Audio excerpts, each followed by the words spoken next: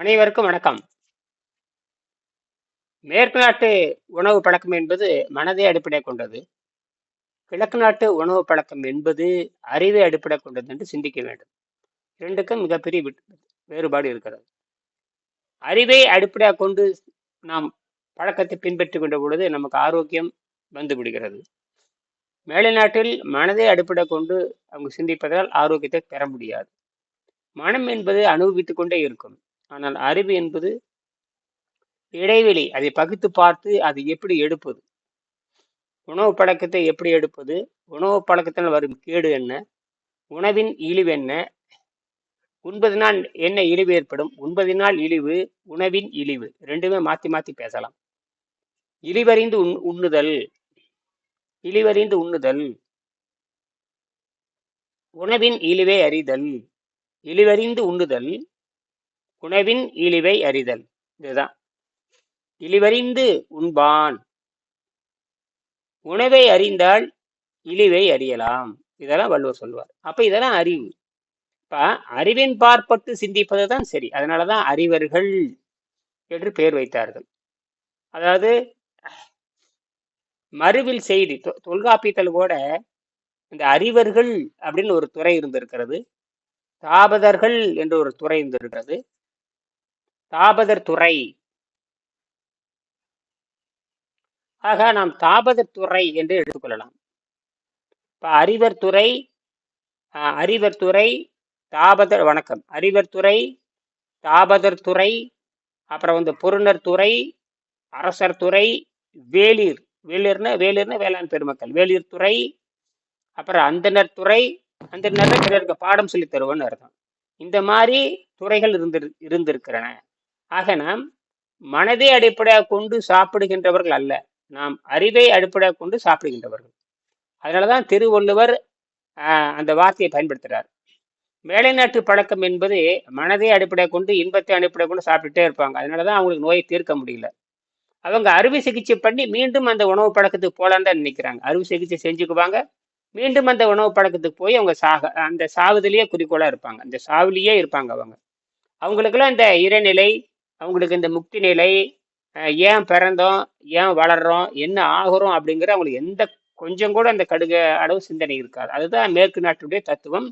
அது இயற்கையினுடைய செயல்பாடு அப்படித்தான் இருக்கும். இயற்கையுடைய செயல்பாடு எப்பவுமே ஒரு பக்கம் தீமை உண்டாக்கும், ஒரு பக்கம் நன்மை உண்டாக்கும், ஒரு பக்கம் அழிவை உண்டாக்கும், ஒரு பக்கம் ஆக்கத்தை உண்டாக்கும். இதுதான் இயற்கையுடைய செயல்பாடு. ஆகினால் மேற்கு நாட்டு மக்கள் செய்வது அத்தனையும் சரி என்று நாம் நினைப்பது மிகப்பெரிய தவறு.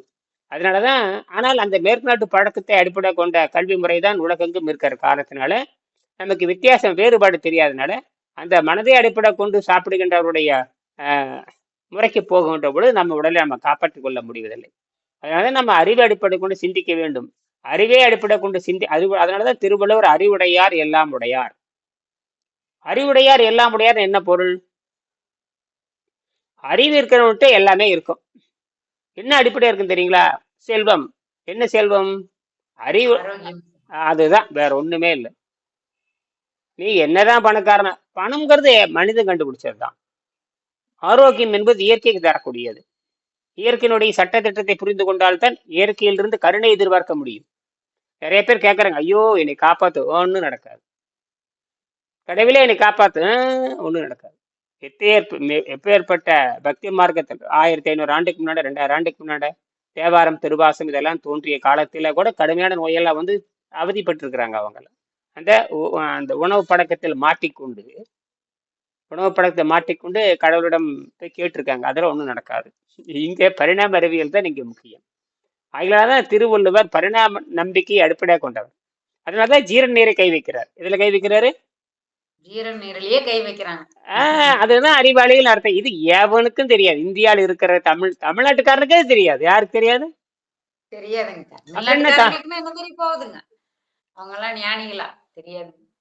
அப்ப அதனாலதான் அந்த இட்லி நல்லது, தோசை நல்லது அப்படின்னு பேசுறவன பேசிட்டே இருப்பான். இட்லி நல்லது, தோசை நல்லது, அப்புறம் கவுனி அரிசி நல்லது, கவுனி அரிசி செய்த முறுக்கு நல்லதுன்னு பேசுறவங்களே இருக்கான். நம்ம ஒண்ணுமே அவ்வளவுதான். அதுல பாரம்பரியம், அது பாரம்பரிய அரிசியும்பா. பாரம்பரிய அரிசி சாப்பிட்டுதான் புற்றுநோய் வந்து சேர்த்தவன். அப்படின்னா அப்படி நிரூபிக்கணும். அதாவது எப்பவுமே இது சாப்பிட்டால் ஆரோக்கியம் வரும் என்று தைரியமா பேசணும். நாம எந்த ஒரு ஆதாரத்தோட பேசணும். எந்த ஒரு ஆதாரத்தோடு நீண்ட கால வாழும் தன்மை இருக்குதா? ஒரு பொருளை சாப்பிட்டால் அது நீண்ட காலமா, ஒரு பொருளை சாப்பிடுகிறோம் அது நீண்ட காலம் ஆரோக்கியத்தை தருமா? ஒரு பொருளை வாங்குகிறோம் இது பயனுள்ளதா? இப்படியெல்லாம் ஒரு உணவை சாப்பிட்டாலும் கூட ஆரோக்கியம் தருமா? இப்படியெல்லாம் நமக்கு முன்னாடி அறிவு நிக்கணும். மனதுக்கு முன்னாடி டக்குன்னு அறிவு நிக்கணும். அறிவு முன்னாடி வந்துகிட்டே இருக்கணும். அப்பதான் இந்த தடை உண்டாகும். அறிவுங்கிறது ஒரு மிகப்பெரிய தடை தான், பாதுகாப்பு.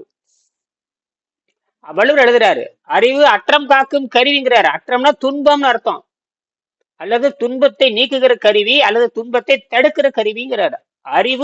அறிவை கருவிங்கிறார், மெஷின்ங்கிறார். ஒரு மெஷின் எப்படி நமக்கு பல்வேறு வகையில் உதவி செய்கிறது? அறிவை வைத்துக் கொண்டு அறிவை வைத்துக் கொண்டுதான் நாம் பேசிக் கொண்டிருக்கிறோம். அறிவை வைத்துக் கொண்டுதான் கண்டுபிடிக்க முடிகிறது. அறிவை வைத்திருந்தான் மின்சாரத்தை கண்டுபிடித்தான். அறிவை வைத்திருந்தான் காற்று, ஆலை, மின்சாரம், கோடிக்கணக்கான கருவிகள், விமானம் கண்டுபிடித்தது எல்லாம் அறிவுங்கிற கருவியை வைத்துக் கொண்டுதான். அப்ப அறிவை கருவியாக மாற்று.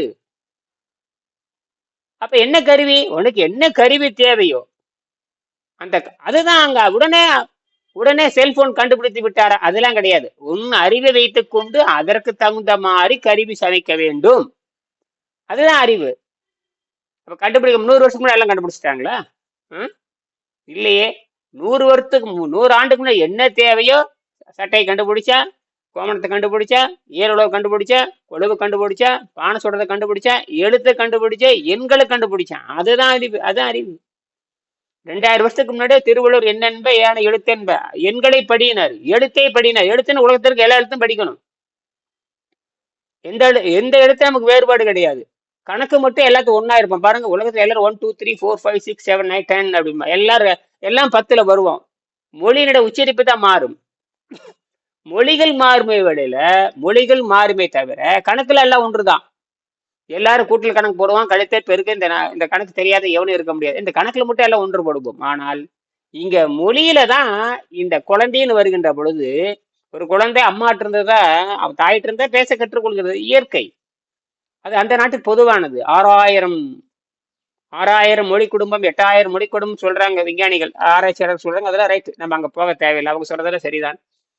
அது என்ன நம்ம கண்டுபிடிச்சுக்கணும்னு கேட்டீங்கன்னா, ஒரு குழந்தை பேச கற்றுக் கொடுப்பது அவங்க அம்மா தான். தாயிட்டு இருந்ததான் மொழியை கற்றுக்கொள்கிறது. அதற்கப்புறம் அந்த குழந்தைக்கு எழுத்துன்னு வடிவம் வருகின்ற பொழுது இந்த தமிழ் மொழி தான் இனிமையானது. அவ்வளவுதான். நுனிநாக்கில் பேசக்கூடியது, இலக்கணத்தரம் வாய்ந்தது. இதை தவிர நம்ம எதுவும் சொல்ல முடியாது. அப்புறம் அதெல்லாம் நம்ம திருப்பி நம்ம அர்த்தத்துக்கு வரலாம். ஆகையினால நாம் இந்த அறிவர் பக்கத்தை அடிப்படை கொண்டவங்க.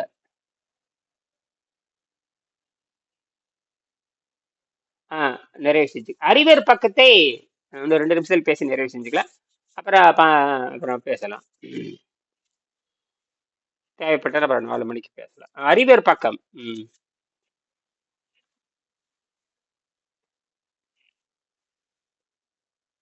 அறிவியற் பக்கம். அறிவியற் பக்கத்தை பத்தி பேசிக்கிறோம். அறிவுடையார் எல்லாம் உடையார், அறிவிலார் என் உடையரேனும் இலர் அப்படின்னு சொல்றாரு. அப்ப நாம இந்த சைவ உடலை சைவ உடலை நாம் பின்பற்றி இருக்கிறோம். சைவ உடலை பின்பற்றி இருக்கிறப்ப அது என்ன வேலை செய்யும் அப்படின்னு அந்த அறிவா சிந்திக்கணும். அவன் ஆராய்ச்சி பண்ணி சொல்றான், ஒரு உள்ள போச்சுன்னா எல்லா பொருளுக்கும் வேதி வினை உண்டு. அதே மாதிரி வேதி வினை நடக்கிறது. சரி, கொல்லான். அப்ப எங்கு பிரச்சனை இருக்குது என்று சொன்னால் உணவு பழக்கத்தில் தான் பிரச்சனை இருக்குது. உணவு பழக்கத்தின் காரணமாக நம் உடம்பை மட்டுமல்ல, நிலம், நீர், காற்று எல்லாத்தையும் கெடுத்துறோம். சரிங்க, கெடுத்து விடுகிறோம். இதை தெரிந்து கொண்டுதான் உடம்பு கெட்டு போகுதுங்கிறனாலதான் கொல்லான் புலாலை உண்ணானை அப்படின்னு வள்ளுவர் எழுதினார். உடம்பு கெட்டு போகுதுங்கிறதுக்காக தான் அவர் எழுதினார். அவர்கிட்ட வஞ்சகமா பண்றாரு அவரு. நீ எடை சாப்பிட்டது அவருக்கு என்ன? ஆக நாம் சொல்லுவது நம்ம வேலை. நீ காசு இருக்குது, பணம் இருக்குது, உங்கள்கிட்ட பொருள் இருக்கு, நீ தின்னுட்டு அனுபவிக்கிறது நாம் ஒன்றும் பண்ண முடியாது. இதுல வேற விவாதம், வேற பகுத்தறிவாளர்கள் கொல்லான் பொலால் உள்ளான், அப்படியே ஆரோக்கியமே இருக்க வேண்டியதுதானே. அதான் வள்ளுவர் எழுதுறாரு, கொல்லான் எனக்கு மேலே உள்ள பகுதியை படித்தவுடன், அதாவது நாம் எல்லாத்தையும் கெடுத்துட்டோம், இனி பூமியை யாராலையும் காப்பாற்ற முடியாது. இன்னொன்னு முக்கியமா கவனிக்க வேண்டியது, எந்த அரசியல்வாதி விவசாயத்தை பத்தி வாய் திறந்து பேச மாட்டானுங்க. சும்மா தண்ணி திறந்து விடுவானே தவிர, அதுக்கு கதை விடுவானே தவிர, விவசாயத்தை காப்பாற்ற யாருனாலையும் முடியாது. விவசாயத்தை காப்பாற்றுவது யாருனாலையுமே முடியாது. அவ்வளவுதான். மக்கள் தொகை பெருக பெருக பெருக பெருக நிலம் சுருங்கி கொண்டே போயிடும். நிலம் அதுதான் நடக்கும். இப்ப என்ன நடக்குங்கிறீங்க? இன்னொரு 50 ஆண்டு போச்சுன்னா இன்னும் 2 மடங்கு ஜனத்தொகை கூடிருங்க. அப்புறம் எங்க போய் உற்பத்தி பண்றது? நிலம் வேணுங்க. பட்டாத ஆஹ் அடிச்சுக்க வேண்டியது.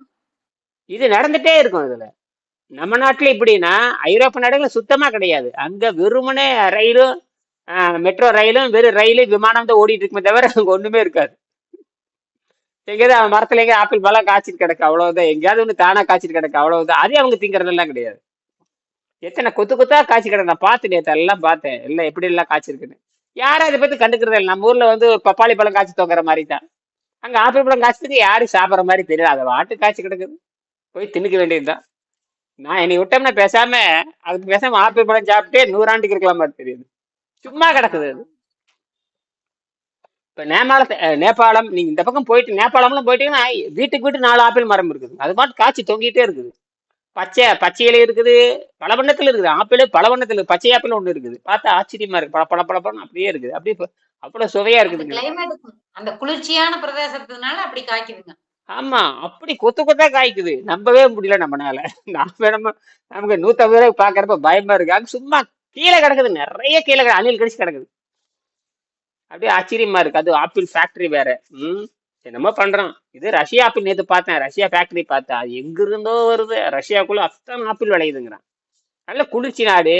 எங்கேயோ இயற்கை பாருங்க. அது அவ்வளவு வெண்ணெயாட்ட, அவ்வளவு மாவு, அவ்வளவு சுத்தம் பண்ணும். அவ்வளவு நீங்க அதை அப்படியே வேக வச்சு சாப்பிட்டா அப்படியே அவ்வளவு சுத்தம் பண்ணும்.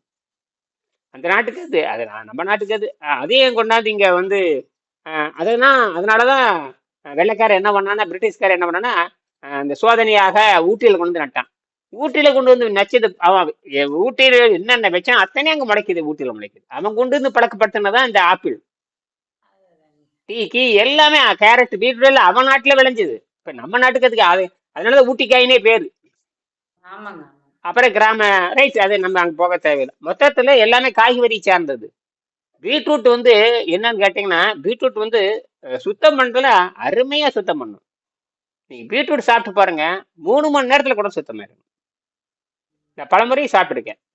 நான் வந்து ஆரம்பத்துல யாருக்காவது கடுப்பான நோயாளி வரப்ப பீட்ரூட்டை பரிந்துரைப்பேன். பீட்ரூட் பொரியல் பண்ணி கொஞ்சோண்டு விளக்கெண்ணெய் சேர்த்தி சாப்பிட்டோம்னு வச்சுக்கோங்க. இதுக்கே நல்லா வேலை செய்யும். விளக்கெண்ணெய் கொஞ்சம் நல்லா கொதிக்கிற வணக்கில எந்த வாடையும் இருக்காதுங்க. உண்மையாலுமே விளக்கெண்ணெய் வந்து குறைய சுத்தப்படுத்தும். அதனால ஆரம்ப காலத்துல 100 200 வருஷத்துக்கு முன்னாடி இந்த கடலைக்குட்டையிலே கிடையாதுங்க. கடலைக்குட்டையில ஒரு 50 ஆண்டுக்கு முன்னாடி தான், 50 60 ஆண்டுக்கு முன்னாடி தான் மணிலான்னு பேரு. அதுக்கு மணிலான்னு பேரு. மணிலா கொட்டைன்னு பேரு. மணிலாங்கிறது பிலிப்பைன்ஸ். என்னது? பிலிப்பைன்ஸ். அந்த நாட்டுக்கு சொந்தது. சரிங்க. ஆமா ஆமா, அதுதான் உண்மை. எங்கேயோ இருந்து உள்ள வந்துடுச்சு. அதே மாதிரி தான். ஆக தென்னை மரம் கூட கடல்ல இருந்து எங்கேயோ தீவுல இருந்து வந்தது தானே.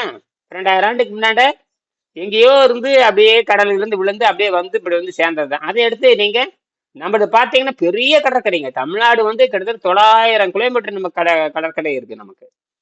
இந்தியாவிலேயே பெரிய கடற்கரை நம்மளது தான். நீண்டகோ பாருங்க பாருங்க மகேஷ், எங்க தொடங்குது? எங்க சென்னையில தொடங்குச்சா அப்படியே வந்துட்டு பாண்டிச்சேரி வரைக்கும் வருது கடற்கரை. கிட்டத்தட்ட பார்த்தீங்கன்னா 800 கிலோமீட்டருக்கு மேல கடற்கரை இருக்கு. நமக்கு தான் அதிகமான ஆமா, பார்த்து நீங்க. சரி. ஆஹ் அது இது வேற. இப்ப என்ன பிரச்சனைன்னு கேட்டீங்கன்னா, அங்க பனி உருகுவதனால் பனி உருகிட்டு வருதுங்கிறான். கடற்கரை கிராமங்கள் பயங்கரமா சேதாரமிட்டு வருதுங்க. சரி. நாகப்பட்டினம் இதெல்லாம் பாத்தீங்கன்னா அப்படியே உள்ள வாங்கிட்டே இருக்குது. உள்ள வாங்கிட்டே அப்படி அது இயற்கை. அப்படியே பூமி 1 டிகிரி சாய் அது உள்ள போகும். இவன் உட்காந்து இருக்கிற சொகுசை நம்மளை வந்து காப்பாத்துவாங்க. யாரு காப்பாத்துவாங்க? இயற்கையை அரிச்சு அரிச்சு அரிச்சு அப்படியே உள்ள இழுத்துட்டு போயிருங்க. ஒரு 100 ஆண்டு இருப்ப பாதி கிராமம் இருக்காது. அது அதனுடைய வேலை. பூமி சாயறது, போறது, பனி உருகிறது, இதெல்லாம் ஏறி இறங்கிட்டே இருக்கேன். இப்ப எதுவுமே நடக்காம அப்படியே சொகுசாவே இருக்கும் நினைச்சுட்டே இருக்கேன். நிலையாவே இருக்குன்னு நினைக்கிறான் பாருங்க. அதுதான் தப்பு. இந்த விஞ்ஞானிகள் பண்ணக்கூடிய மிகப்பெரிய தப்பு. எல்லாம் நிலைன்னு நினைச்சிட்டு இருக்கான். அதுதான் தப்பு. எல்லாம் நிலையானது. அப்படிங்கிற தப்பு அடிப்படையில் மாறி மாறி நடக்கும். மாறிக்கொண்டு இருப்பதுதான் இயற்கை. இவனுக்கு அந்த அறிவு இல்லாதனால இவன் அப்படியே நிறைய அரசியல்வாதிகள் நிலையை நினைச்சிட்டு இருக்கிற செருப்படி விடுது எல்லாத்துக்கும். அது போட்டு எரிஞ்சிரு எல்லாத்தையும். அப்படித்தான் எல்லாம் நினைக்கிறாங்க. அதாவது தனக்கு சொகுசு வாழ்க்கையை இழப்பு, சொகுசு வாழ்க்கை அது சொகுசு வாழ்க்கைங்கிறது கொஞ்ச நாள் தான். அது நிலையா இருக்கும்னு நினைக்கிறான் பாருங்க. அது அதை விட கொடுமை. இது இப்படித்தான் இயற்கை எல்லாத்தையும் ஒரு கற்பனையில் உட்கார வச்சு அவனை போட்டு அட்டிக்கிறது. வள்ளுவர் சொல்லுவாரு, அடேங்கப்பா, வாழ்றது கொஞ்ச நாள், நினைக்கிறது கோடிம்பாரு. வாழ்றது கொஞ்ச நாள், கொஞ்ச நாள். நினைக்கிறது கோடின்னு எழுதுற ஒரு இடத்துல. அப்பப்பா. அது ஒரு சந்தோஷம் தானுங்க, சுகமான கற்பனை. ஆஹ் அப்படியே எழுதுறாரு வள்ளுவர். வாழ்றது கொஞ்ச நாள், நினைப்பது பார்த்தீங்கன்னா கோடிக்கணக்கில் எழுதுவாரு. அடேங்க, எப்படித்தான் அப்படி சிந்திக்கிறாருன்னு தெரிய மாட்டேங்க. இல்ல 2000 வருஷம் கூட சிந்திச்சிருக்காரு பாருங்களேன். அப்ப இருந்தே தவறு நடந்து கொண்டுதான் இருந்திருக்கிறது. மனிதனுடைய பழக்க வழக்கத்தை பார்த்துதான் எழுதுறாங்க. நமக்கு சரியான ஆசிரியர்கள் அமையாதான் சாபக்கேடு. நமக்கு பூரா என்ன பள்ளிக்கூடத்து வாத்தியார் பூரா மதிப்பெண் வாத்தியார் கிடைச்சானே தவிர மெஞ்ஞான வாத்தியார் கிடைக்கவே இல்லை. நமக்கு மெஞ்ஞானம் என்பது எட்டாக்கனியாக போய்விட்டது. அதுதான் சித்தர்கள் கொள்கை நமக்கு தெரியாம போயிடுச்சு. அது ரொம்ப நமக்கு சாபக்கேடு. யாருன்னே நம்மளால புரிந்து கொள்ள முடியவில்லை. ஆனா அந்த அளவுக்கு குருகுல கல்வி அழிந்ததனால் அதுல வெவ்வேறு சிக்கல் வந்த காட்டி நமக்கு தமிழர்களுக்கு எட்டாம போயிடுச்சு. இது தமிழர்கள் தான் எடுத்து கண்டுபிடிச்சாங்க, எண்களை கண்டுபிடிச்சாங்க. சித்தர்கள் வரைப்படுத்தினாங்க, ஆரோக்கியத்தை புரிஞ்சு கொண்டாங்க. அப்ப உடலும் மனதும் சேர்த்து சிந்திச்சாங்க, இயற்கை பத்தி சிந்திச்சாங்க, ஆதி அந்தத்தை பத்தி பேசுறாங்க, அனைத்தும் தெரிந்திருந்தார்கள். ஏதோ ஒரு வகையில் நமக்கு ஒரு சாபக்கேடு ஒரு 200-400 வருஷமாக உண்மையான கல்வி கிடைக்காம போயிடுச்சு. சரி, எனக்கு மேலே உள்ள பகுதியை பார்த்தவுடன் கொல்லான் புலாலை மறுத்தானே கைகூப்பி எல்லா உயிர்களும் தொடும் என்று வள்ளுவர் 260வது குறளில் சொல்கிறார், 26ல. சரிங்களா? ஞாபகத்துக்கு வருகிறது. பாலும் அசைவ உணவு தான். ஒருவர் சைவமாக நினைத்த பின்புதான் நீர் உணவு பயிற்சிக்கு வர முடியும் என்பதை நான் இங்கு நினைவூட்ட விரும்புகிறேன். நான் அசைவ குடும்பத்தில் பிறந்தவன். ஆகவே என்னை போலவே எல்லோரும் நீர் உணவுக்கு வர முடியும். என்ன கண்டுபிடிச்சது வெங்கடேசன் தான். யாரு சிபாரிசு பண்ணாத்த என்ன, கடைசியில் யார் கண்டுபிடிச்சு கொடுத்தாங்க கேள்வி. இதுதான். அதனாலதான் நிறைய பேரு இந்த உணவை தின்னு போட்டு சுத்தம் தெரியாம பழம் சாப்பிட்டு செத்து போனா, கீரை சாப்பிட்டு செத்து, எதை சாப்பிட்டாலும் சுத்தம் பண்ணணும், அனைத்தையும் சுத்தம் பண்ணணும். அதாவது சைவத்தையும் சுத்தம் பண்ணணும்னு சொல்றது இதுதான். சைவத்தையும் சுத்தம் செய்ய வேண்டும். இடைவெளி விடணுங்க. ஒண்ணுமே இல்லை, இடைவெளி விட்டு நீர் இருந்தால் சுத்தமாயிருது. இந்த சாதாரண அறிவு கூட நமக்கு இல்லைன்னா அப்புறம் என்னதான் நம்ம வாழ்றது? ஒரு உணவுக்கும் உணவுக்கும் ஒரு நீர் உணவு பயிற்சி, அல்லது உணவை குறைத்துக் கொள்ள வேண்டும், அல்லது நீரை அருந்தினால் அந்த கழிவு வெளியே போய்விடுகிறது. இது இது நான் அனுபவத்துல சொல்றேன், 25-30 வருஷமா. இதை புரிஞ்சுக்கிறதுக்கு பேரறிவு வேணும், அது நல்லா தெரியுது. ஒரு இடைவெளி விட வேண்டும். அந்த இடைவெளி 4 மணி நேரம் 5 மணி நேரம் விட்டா சொல்லுங்க. ஆமா, மதியம் வந்துருதுங்க. மதியத்துக்கு அடுத்து சாயந்தரம் நைட்டு 3 வேலை, அதுவே இடைவெளி போதுங்கிறாங்க. அவன் இடைவெளி நினைக்கிறான், இடைவெளியில் தூய்மை செய்ய வேணும்னு தெரியல அவனுக்கு. ஆமாங்க, அங்கதான் பிரச்சனையே வருது. நீரை அருந்துவதில்லை, நீரை அறிந்து சாப்பிட்டே வெளியெடுக்க வேண்டும் அப்படின்னு தெரியல. நீங்க 8 மணிக்கு ஏதோ ஒண்ணு திங்கிறீங்கன்னா அது 12 மணி 1 மணி வரைக்கும் நீரை அறிந்து 8 மணிக்கு சாப்பிட்டதை வெளியெடுக்கணும். என்னது? ஆமாங்க, வெளியெடுக்கணும். அதெல்லாம் போகாதுங்க ஐயா. ஒரு நேரம் 8 மணி நேரத்துக்கே போகாதுங்க. இப்ப சாப்பிடுற கடினம் போகாதுங்க. நீர் பயிற்சி செஞ்சு ஒரு நாள் விட்டு ஒரு நாள் வேணா சாப்பிடலாங்க ஐயா. நீர் முடியுங்க. ஒரு வேளை சாப்பிடலாங்க, ஒரு நாள் விட்டு ஒரு நாள். வேலை இருந்துச்சுன்னா. ஆமாங்க, கிளீனா எல்லாம் சுத்தம் ஆகாதுங்க, கிளீனா போகாத உடம்ப விட்டு. அப்ப இந்த அளவுக்கு ஆழமான பதிவு வேணும்னா நீங்க எவ்வளவு கஷ்டப்பட்டிருப்பீங்க, இப்பதான் உணர்றீங்க. ஆமாங்க, போகாதுங்க, வெளியில சுத்தமா போகாதுங்க. தினத்துக்கு சாப்பிட்டே இருந்தா போகாதுங்க. உடனே எடை ஏறுதுங்கண்ணா. அடேங்க அப்பா, உடனடியா 4 கிலோ ஏறும், உடனடியா 4 கிலோ ஏறும். வெறும் அந்த உப்பு நீர் தான். நானே பார்த்திருக்கேன் பலமுறை நான் என் உடம்ப பலமுறை நான் சோதனை பண்ணி பார்த்திருக்கேன். சாப்பிட்ட உடனே மோர் தண்ணி சாப்பிட்டதுக்கே 3 கிலோ ஏறிடுது. மோர் தண்ணி சாப்பிட்டதுக்கு, மோர் எல்லாம் மசாலா மோர் மாதிரி போட்டு சாப்பிட்டதுக்கே அது ருசியா இருக்குது. குடிச்சு ஒரு நாளைக்குள்ள 2 லிட்டர் 3 லிட்டர்லாம் குடிச்சிட்டேன். அந்த 2 லிட்டரு உள்ள நின்றுச்சு. 2 லிட்டர் தண்ணி தான் நின்றுச்சு தரையில. அந்த 2 லிட்டர் தண்ணியை 3 நாள் ஆச்சு கரைச்சு பழையபடி 59-60 கிலோ கொண்டு வந்து. சரி, நிறைவு செய்யலாங்க ஐயா. ஒருவர் சைவமாக நினைத்த பின்புதான் நீர் உணவு முறை எடுத்துக்கொள்ள முடியும் என்பதை நான் இங்கு நினைவூட்ட விரும்புகிறேன். நான் அசைவ குடும்பத்தில் பிறந்தவன். ஆகவே என்னை போலவே எல்லோரும் நீர் உணவு முறைக்கு வர முடியும். அமெரிக்க ஜனாதிபதியாக இருந்த கென்னடி அவர்கள், நாடு உனக்கு என்ன செய்தது என்று கேட்காதே, நீ நாட்டுக்கு என்ன செய்தாய் என்று சிந்திக்கவும் என்று கூறியதாக நான் படித்திருக்கிறோம். நாடு என்ன செய்தது உனக்கு என்ற கேள்வியில் கேட்பது எனக்கு, நீ என்ன செய்தாய் அதற்கு என்று நிலைத்தான் நன்மை உனக்குன்னு ஒரு நான் ஏன் பிறந்தேன்னு ஒரு பாட்டு. அதனால நாளை அதை நீ நாட்டுக்கு என்ன செஞ்ச அதேதான். இப்ப நாம் என்ன செய்யணும்னா, நாம் விண்வெளிக்கு என்ன செய்ய வேண்டும் என்று நாம் நினைக்க வேண்டும். அப்ப நாம் விண்வெளி குடிமகனாக மாற வேண்டும். தமிழ்நாட்டு குடிமகன் அது கிடையாது, இந்திய குடிமகன் அதுவும் கிடையாது, உலக குடிமகன் அது கிடையாது. அடுத்தது விண்வெளி குடிமகனாக மாற வேண்டும். விண்வெளி சிட்டிசன்ஷிப் அந்த மாற வேண்டும். இந்த வார்த்தைகளை நான் சிறிது மாற்றி எழுதுகிறேன். உலக உலகம் உனக்கு என்ன செய்தது என்று கேட்காதே, நீ உலகத்திற்கு என்ன செய்தாய் என்று சிந்திக்கவும் என்பது சற்று மேலான சிந்தனையாக இருக்கும் என்று எனக்கு தோன்றுகிறது. மீண்டும் நாம் சந்திப்போம். சரிங்களா? நன்றி.